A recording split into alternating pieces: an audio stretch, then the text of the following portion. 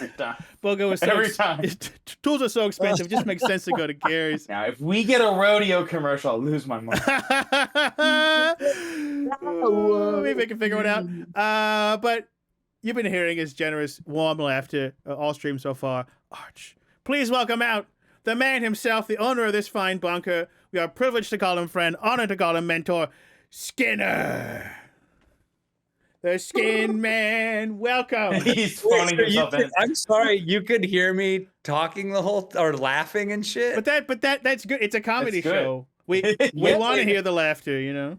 Okay, good. I just want to, before we move forward, I want to say I had a lot of things I wanted to say, but I didn't. While you,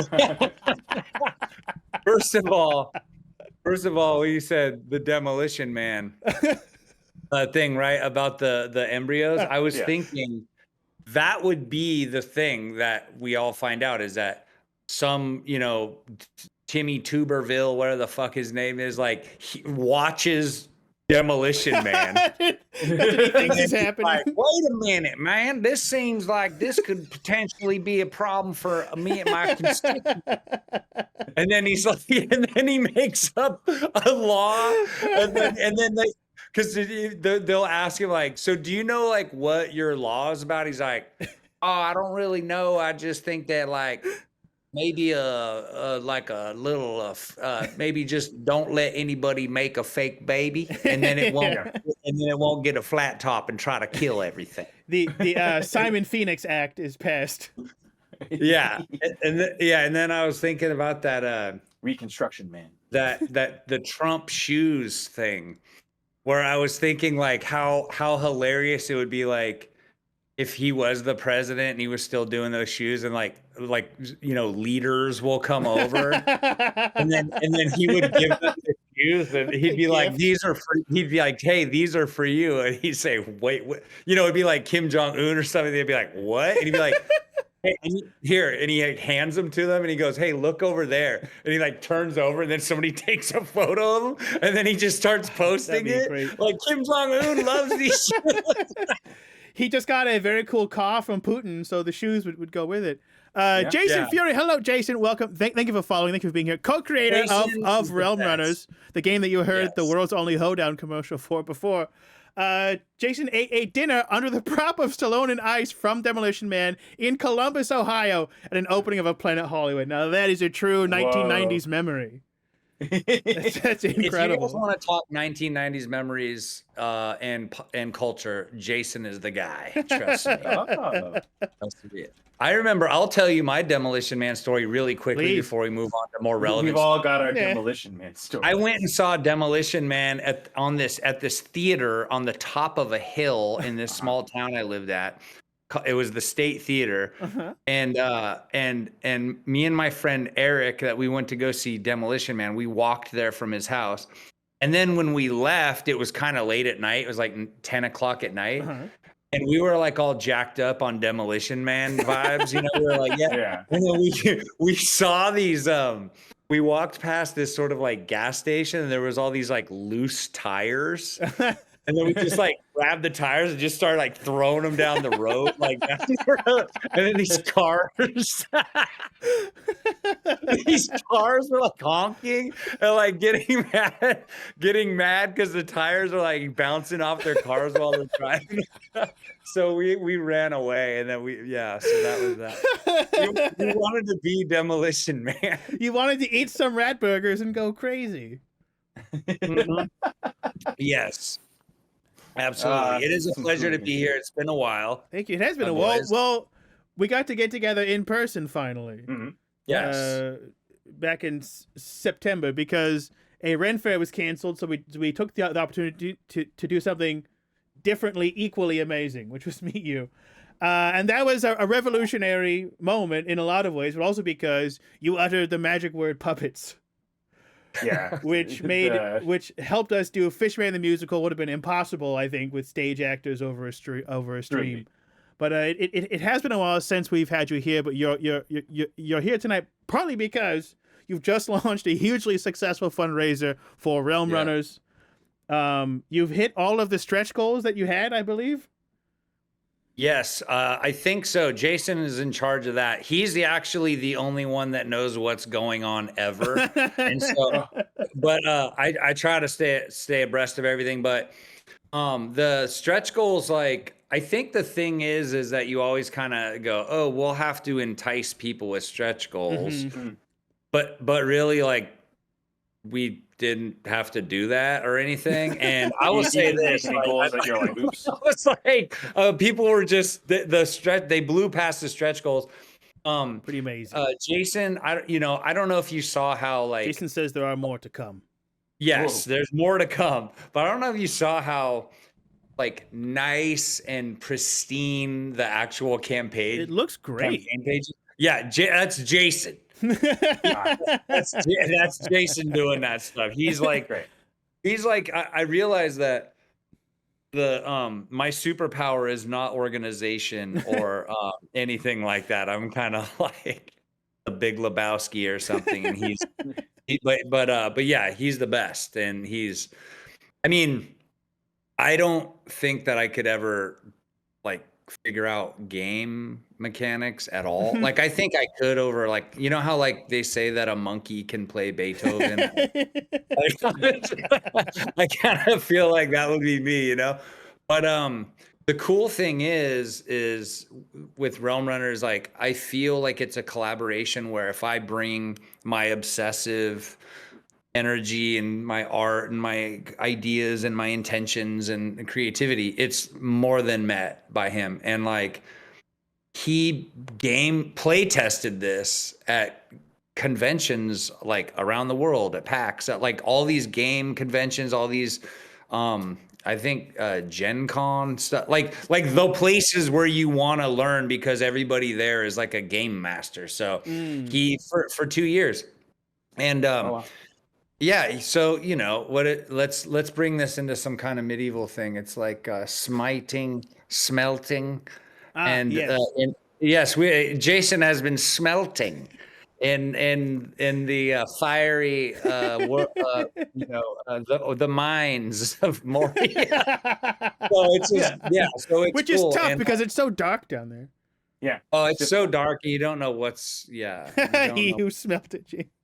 Yeah, he who smelt it dealt it. But yeah, so he had a first game that he made called Rental Rumble, and it was a pretty cool, because we're 90s kids, right? We were talking about movies, so it's like you have to rent VHSs and watch them and return them. Yeah, you have to rent 3 movies, watch them, and return them to win.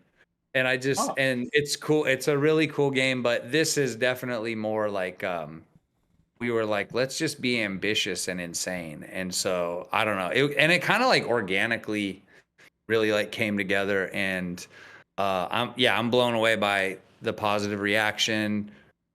We put together some good shit. Everything's organized, and I'm not in trouble for anything. So that's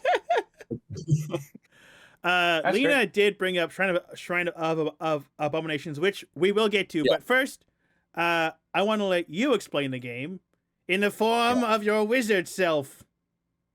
Arch. Oh yeah. So let us now enjoy a bit, and you can maybe do some director's commentary as well of the commercial for Realm Runners. Welcome, weary traveler. As was foretold, the realms of the infinite multiverses are now in shambles. The time gods have meddled with time and reality itself, entangling each and every universe, including yours, into a reality-bending patchwork nightmare. They have become so powerful, their only adversary is boredom. They've turned the universe itself into a twisted game. Now pay close attention. The fate of your reality is at stake. One brave soul from each realm has been chosen to be its savior. Lose this game, and not only will you perish, but so will everyone and everything you've ever known. Much higher stakes than Monopoly. You must traverse the treacherous realms of the multiverse, including lands full of repugnant slime and ooze. A world ravaged and overtaken by an unstoppable techno-virus. And even a realm full of lost spirits that thrive once more. Collect priceless loot along the way to aid you on your quest. But stay vigilant, Tron blade. as the time gods have dispatched The many fabled enemies blade of and Tron. traps along the way to prevent you from The sword was in succeeding. the computer. At the end of this dark rainbow, all surviving souls will confront one of the Time Lords themselves who blocks the portal home. But there's one small catch. While you must work together to vanquish this evil, only one of you can fit through the portal home. And unfortunately, friends will ultimately have to become foes. Heed my warning. This is no mere game. This is your new nightmare. Now be gone from my lair. Let me die in peace alone with my me books die in and potions. Now go forth. Join your fellow realm runners. Join them.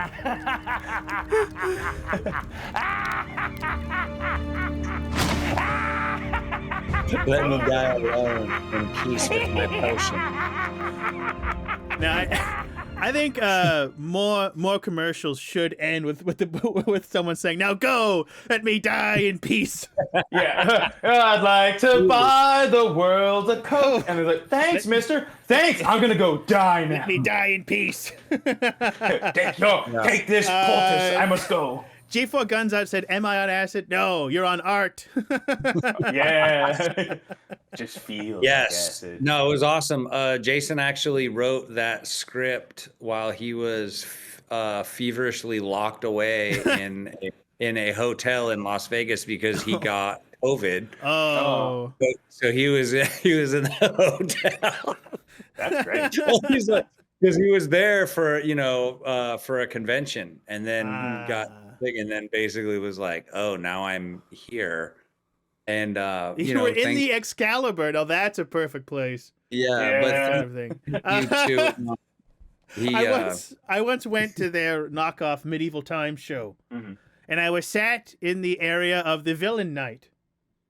And from having attended so many tournaments, I was like, "This is great. I can get back to what I used to do." And I harangued all of the Hero Knights so intensely that one of them turned and flipped me off as he went past.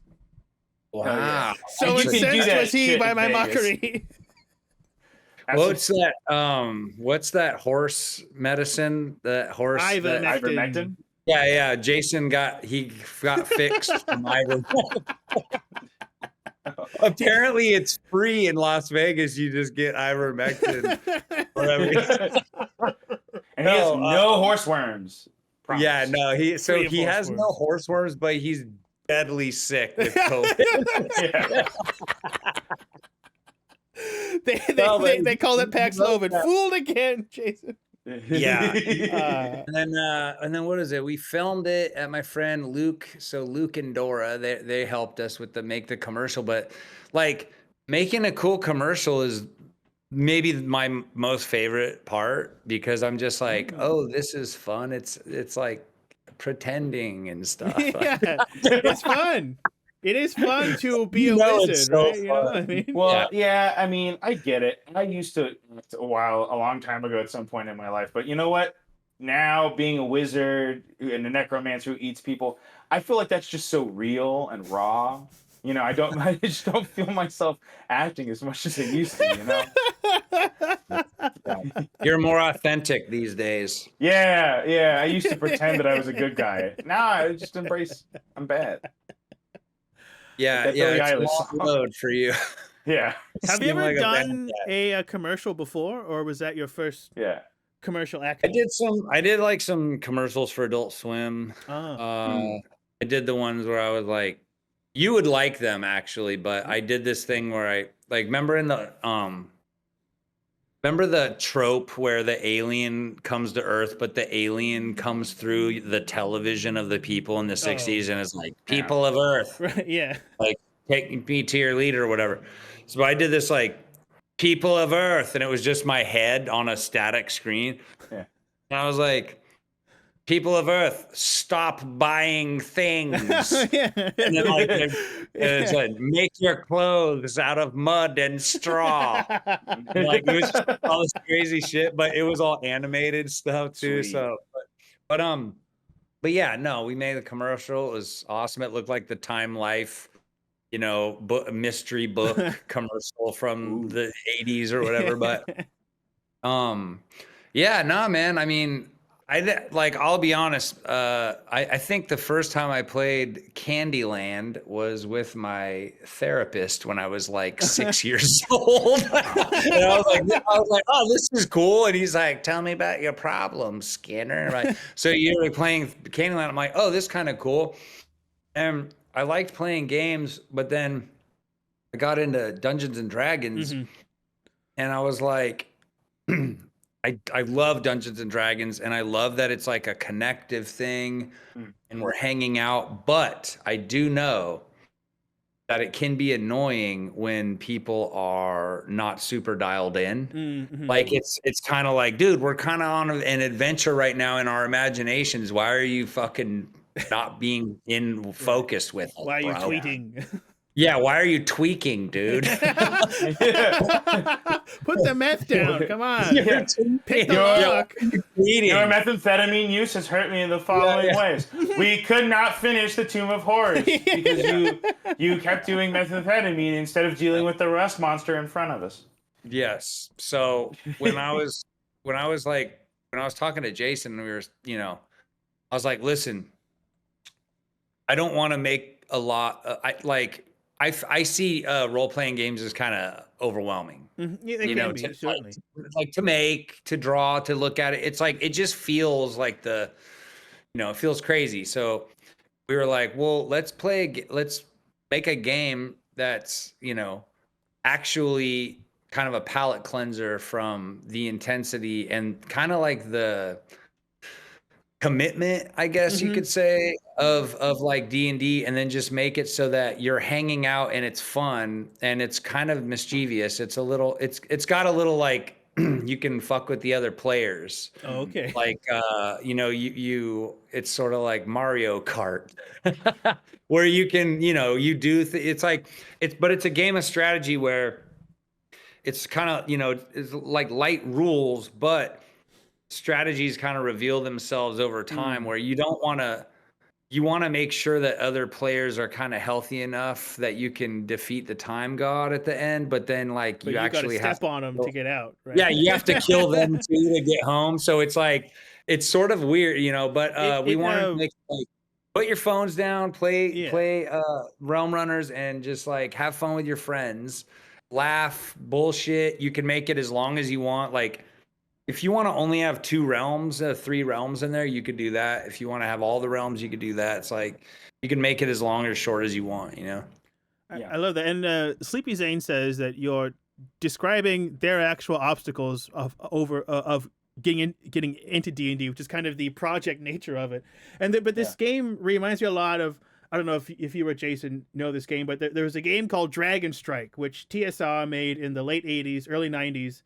And it was a lot like Realm Runners, where like it was like D&D stripped down. You didn't make a character; they had some set, but there was a board, and you were trying to gather treasures and finish the adventure. But the adventures were also like all set, and it was supposed to be a bridge toward role playing. And I feel like this fits that niche in a much more modern way.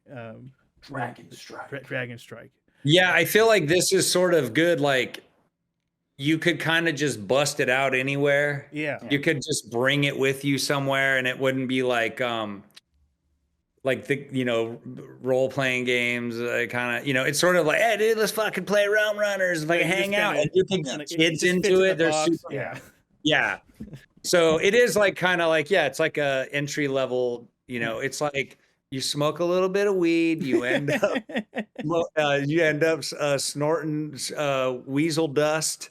After that, it's like it's a gateway drug, Yeah, and weasel dust, of course, is powder from the back room of the Comedy Store. That's where Pauly Shore was born.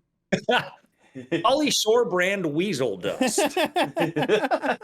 You'll love it, but commercial right there. Yeah. Well, check out the campaign on BackerKit. There are more stretch goals to come.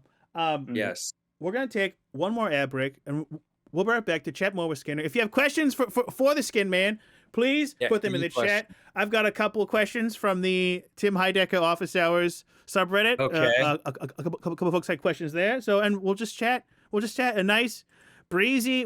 Thanks to the safety of this art bunker. You know, I feel very secure in here. It's nice. We'll be right back. You are welcome. Thank you very much. We'll be right back after these.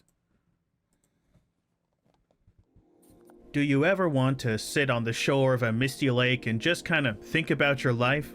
Well, head on down to Lake Ripoff. Thinking licenses start at just $97. Full pondering packages, $700. Come on down, bring your wallet, and have a think.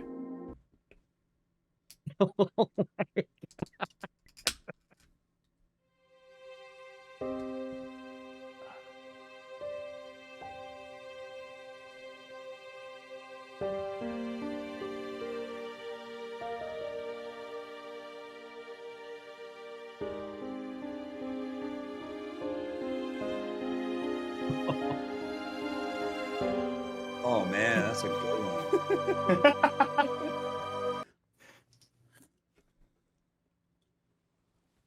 The stars want you dead. The constellations in the so-called heavens foretell your doom. And what will you do? Will you read the newspaper, lie back, and die? Or will you rise up, raise your hand in defiance against the skies, and scream, "I will not meet a stranger today. I will meet life today. Doomed to horoscopes, overthrow the star gods."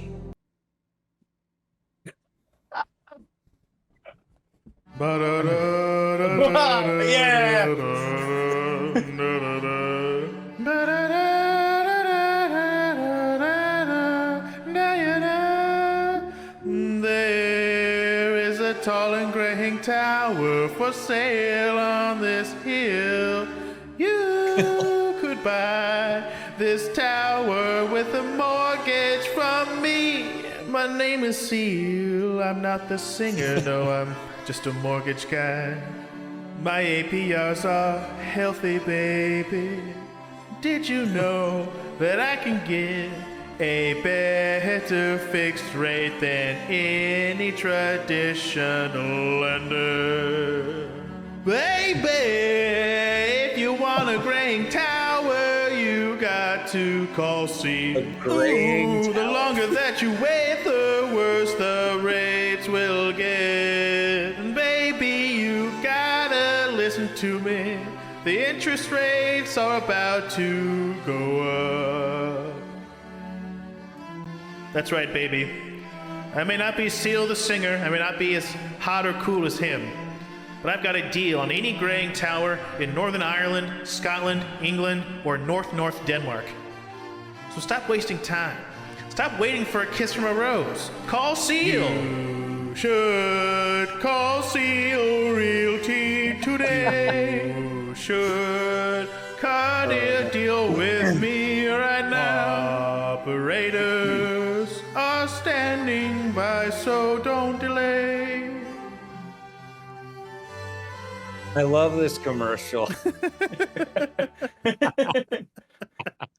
Hey, viewership went up during Seal Realty. I assume people tuned back in and rushed back to their TVs to catch it. No, Seal's on. So I love the complete nature and the thoroughness of that commercial. I've been thinking like how fun it would be to be a jingle person for a living. And you do it. I came up with one. I was stoned the other day. Ready for this? Yeah.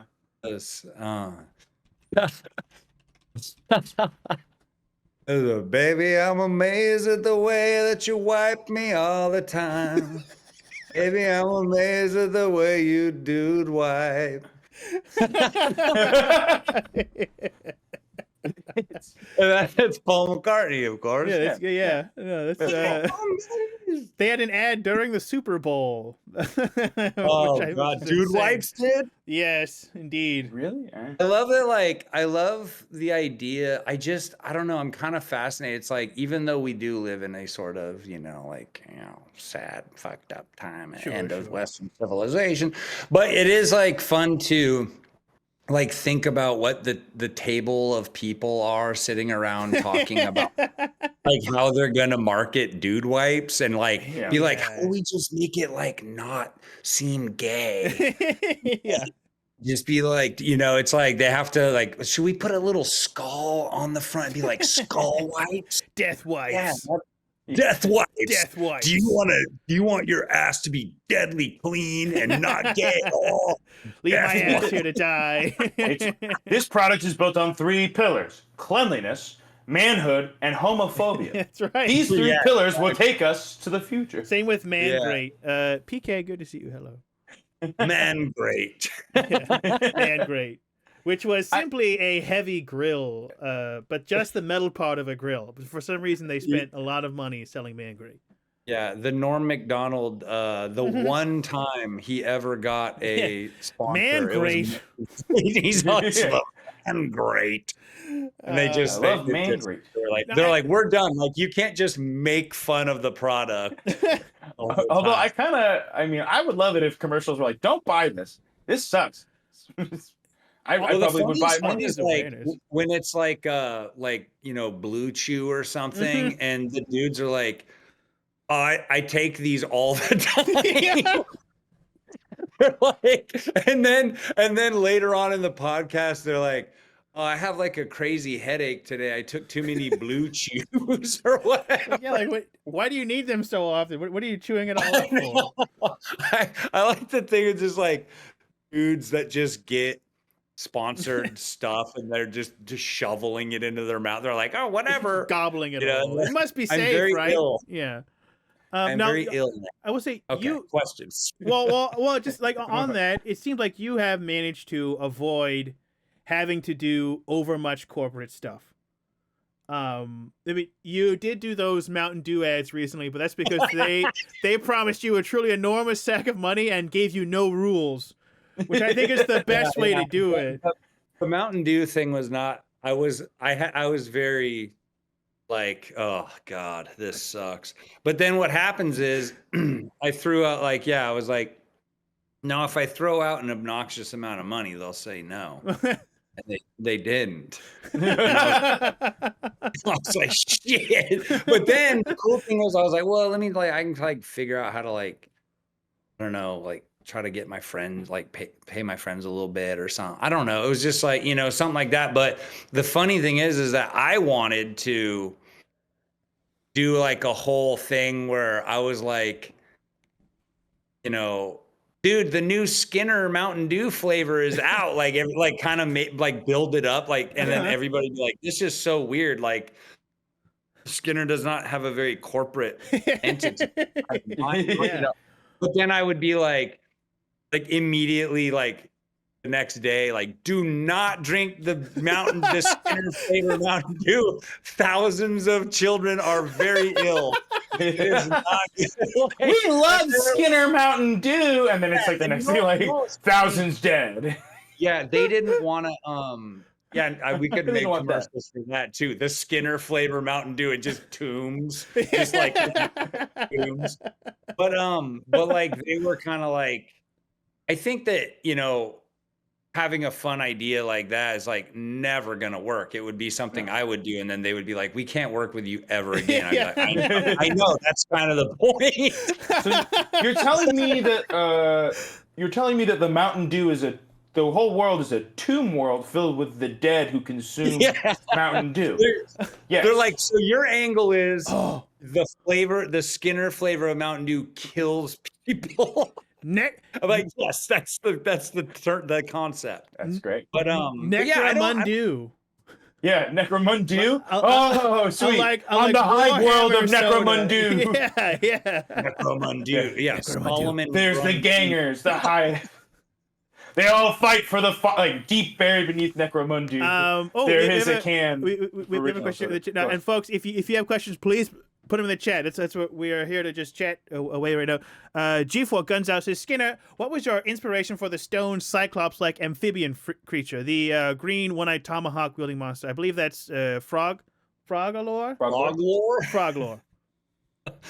Well, Froglore just sort of came out of nowhere, and then I don't know. The more I was sort of in the early stages talking to Jason, and I was like, I'll just, because he's basically, it took him forever. He was gaming with people on like black pieces of cardboard and showing them the game, and it had no art.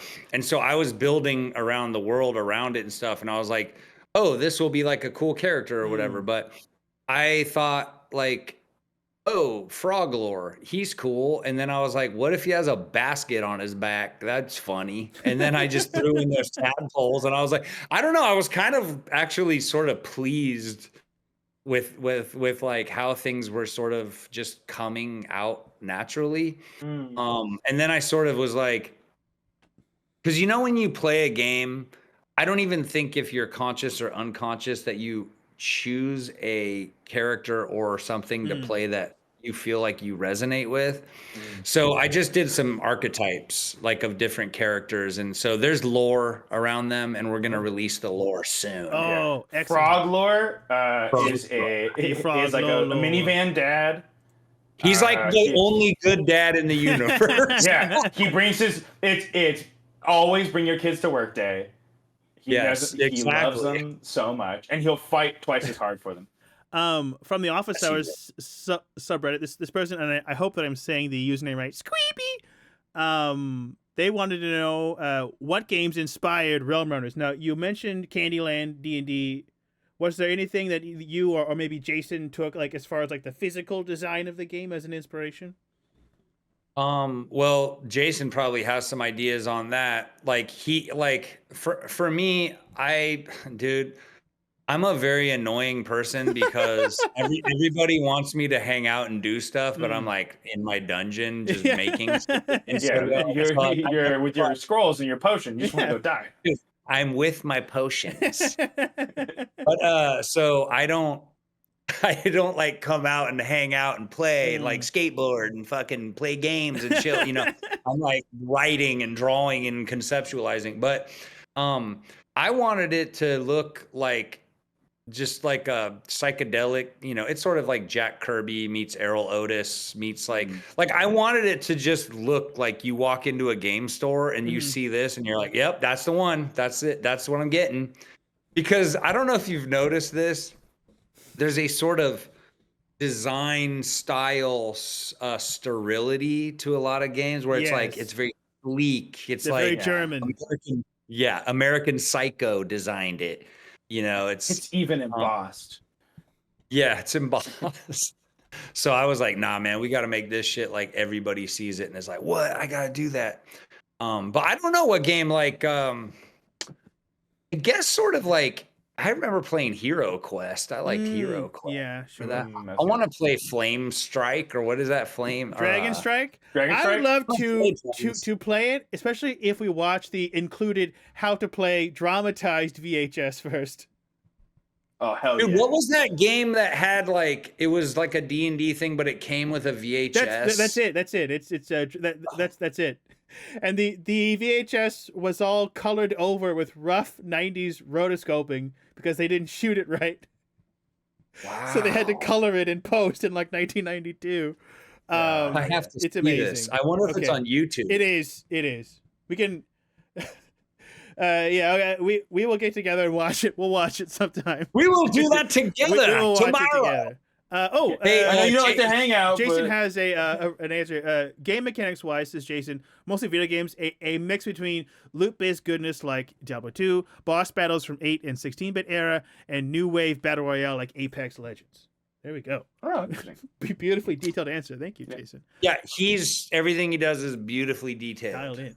And I am not that way. I'm like, hey, want to eat some sunflower seeds with me behind the 7-Eleven?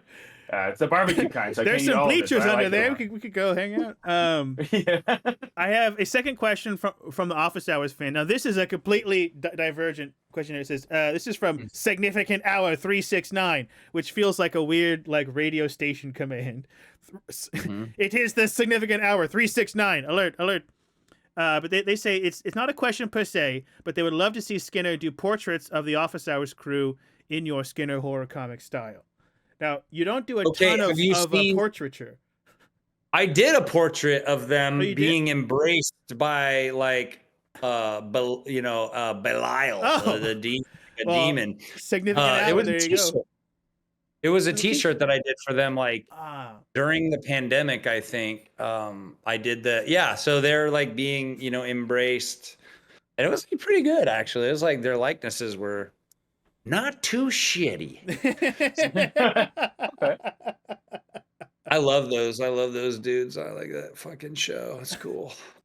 How did you did you meet Tim when you were at Adult Swim, or was it before you were doing your show there? I met him on an aircraft carrier in San Diego. What?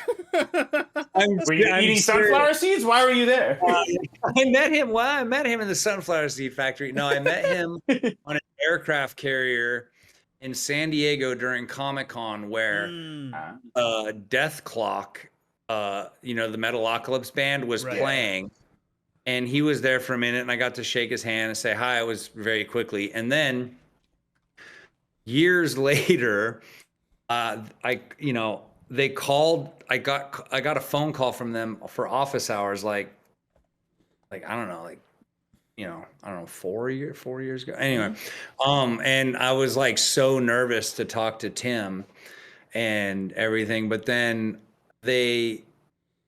something else happened where I did some shirts or something for them, and then like I kind of just started getting integrated onto the show more, and then they would interview and like just have me to talk about stuff, and then they would just let me come on and kind of talk about my projects and shit, and then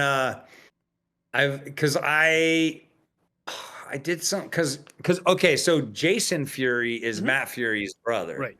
Jason Fury is the guy that I'm teamed up with. Yeah. But like, so Matt, the Pepe, his Pepe drama and all that shit. So they were like, we got interviewed for Tim for something, and I was there with Matt. But essentially, also, Jason and I have run interference for Matt when he didn't want to. Well, Jason would when he didn't want to do interviews on TV, and then there was like a newspaper article that was like about Matt, and then it was just a photo of me that they took off of his page. It's just like me in my studio, like this, like hi, like an idiot, like Matt Fury, like for all the Pepe guy. But anyway, so yeah, I just kind of now I'm just sort of. I went and did a appearance on the show down in LA on office hours and stuff, but yeah, we're friends, but I'm kind of like I don't think that I'm the I don't know, I think I'm like a little like they don't understand, like I don't think Tim really gets like what I do at all.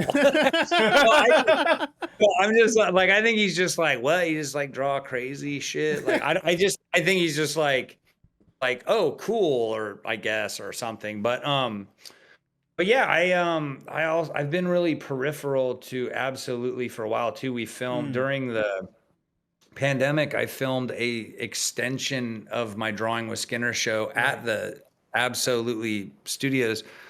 That's almost done. It's being edited and everything. It's Drawing with Skinner in space, and it's very weird, and it's totally strange and experimental and bizarre. But so I don't know. I've just been kind of peripheral, and to Tim, and I think I don't know. Like I just think that people in LA are very busy and very in their own thing, and I'm just sort of like, hey, what are we gonna do? Where are we gonna go eat?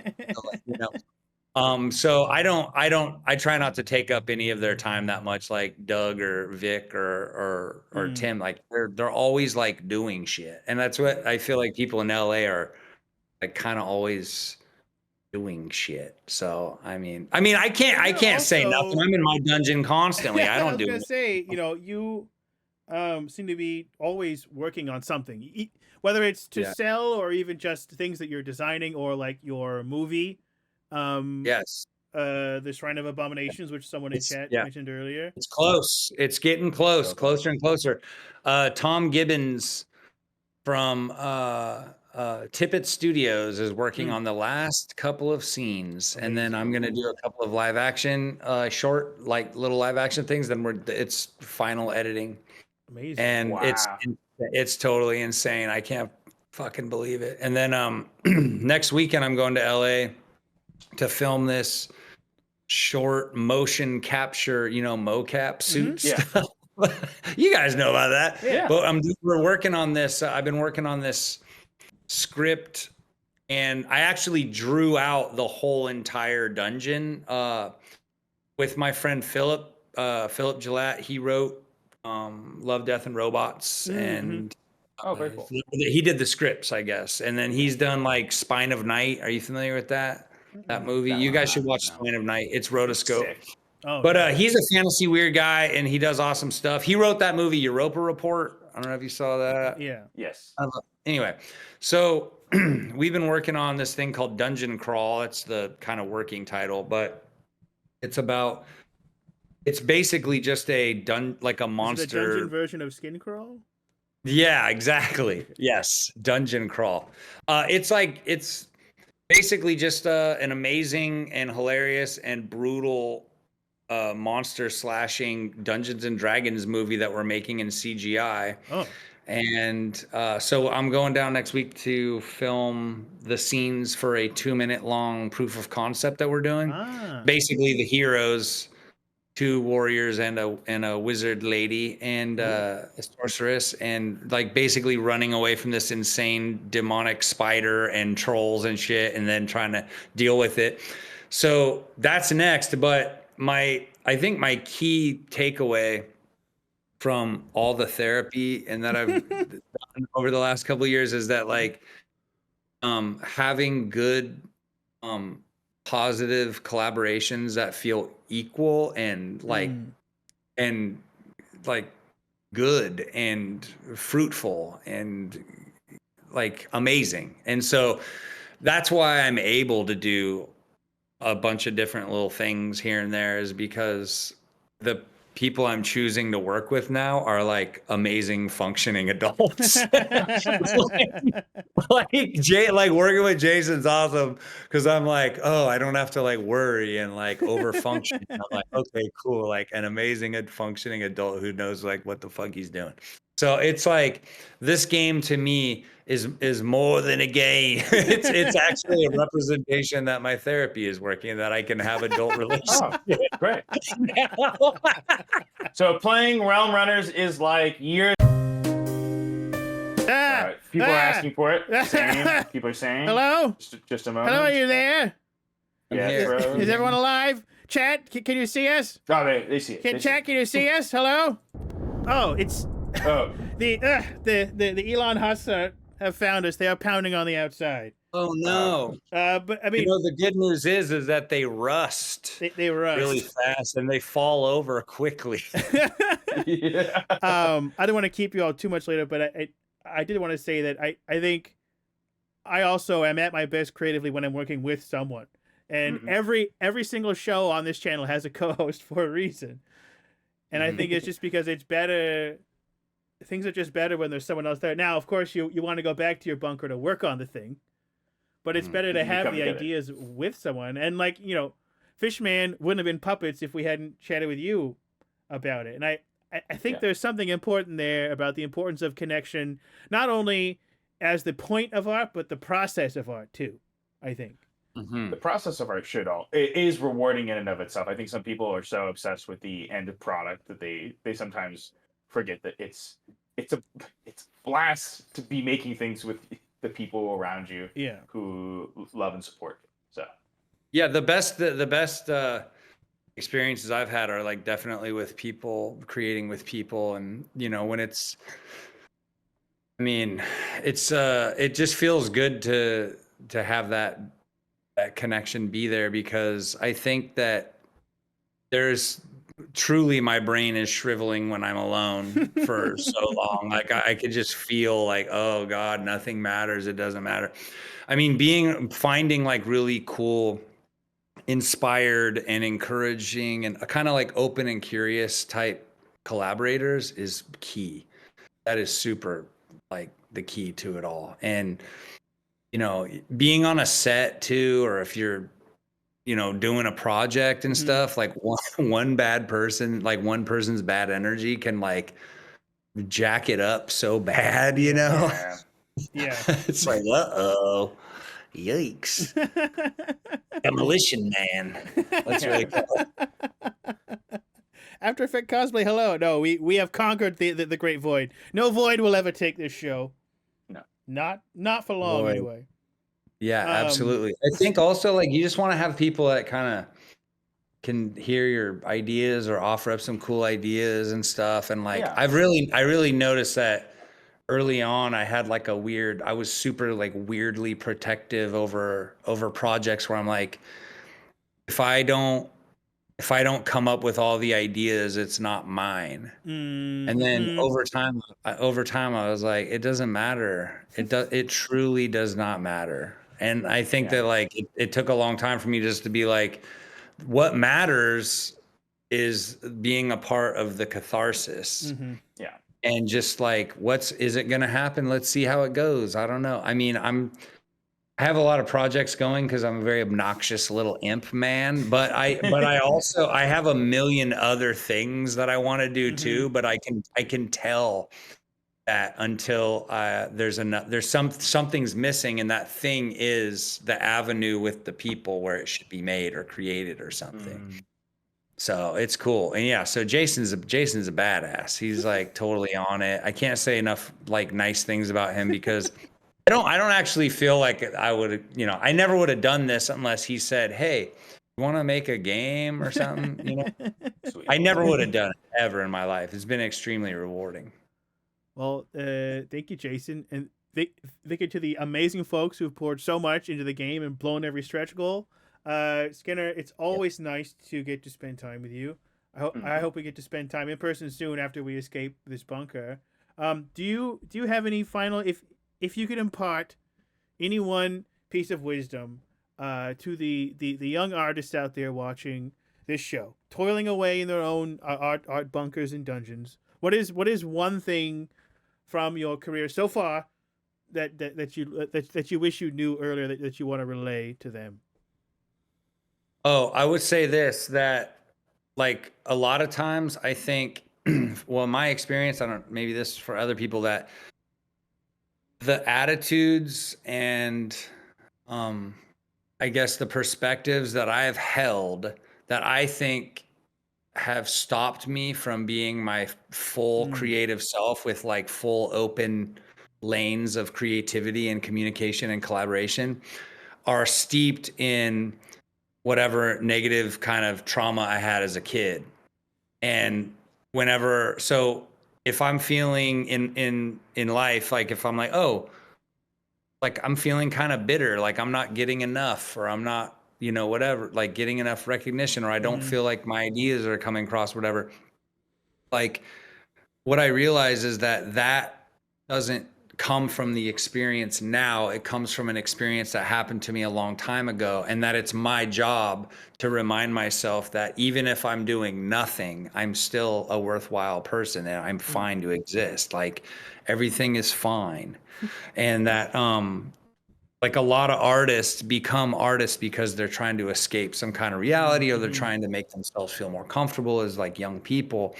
And the very reason that you go into escapism through creativity and through these nerdy interests and shit is kind of the thing that's gonna haunt you your whole life unless you make peace with it and like learn how to love yourself.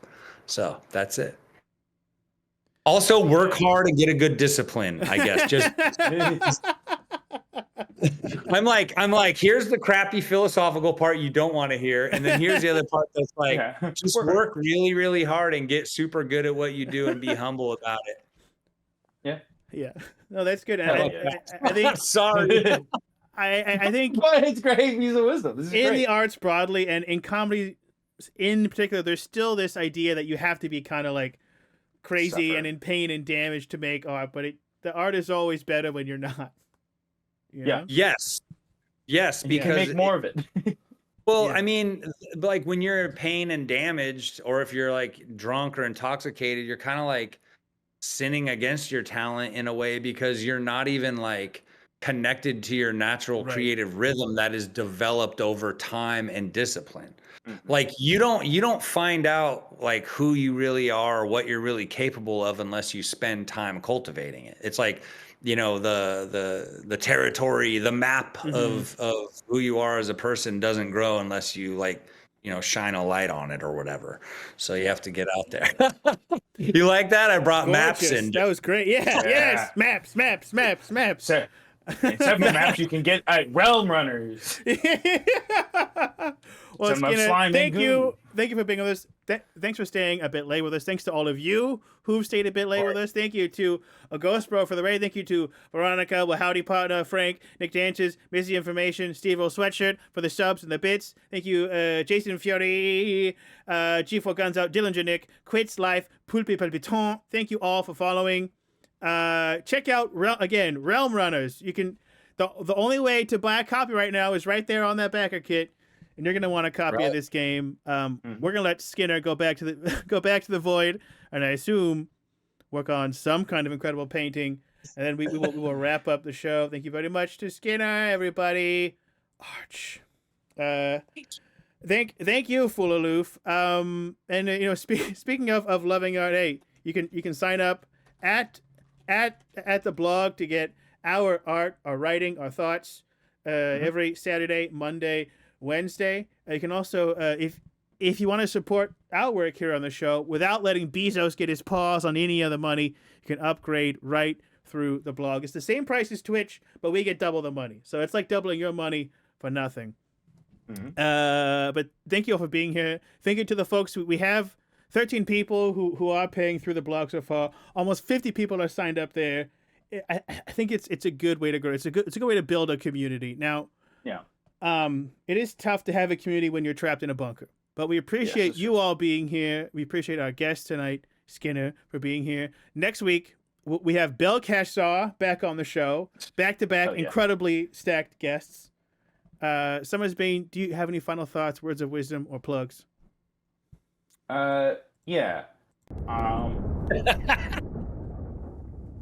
You know, sometimes it feels like the world is coming at you and you're going to be attacked by a series of Elon Husks. Sometimes it just feels that way. Maybe that's true, maybe it's not. But remember, it's the person you're trapped in the bunker with that are going to get you through it. It's true. That's the real message of tonight. Connection. Yeah. Connection, even in the face of, oh boy, whatever's going on up there. Thank you all very much. Keep yourselves safe. Keep yourselves well. And, you know, I saw some folks say, I'm not an artist, but I want to try something. Everyone can make art. Yeah. Everyone can. If you've got a stick and some dirt, you can make something. If you've got a pencil and some paper, you can make something. You can always make something. And I hope you choose to make friends. That's the greatest artwork of all. Thank you very much, Frank, for those finishing bits. Take care of yourselves out there. Good night. Good night. We got to kill all these guys, right? That was awesome. Are you saying that we should exit the bunker and destroy the husks? Yes. Yeah, I guess we could. I do want to. It says mic in it. There's a mic in it area. I want to check in there first. Ooh, I love mushroom people.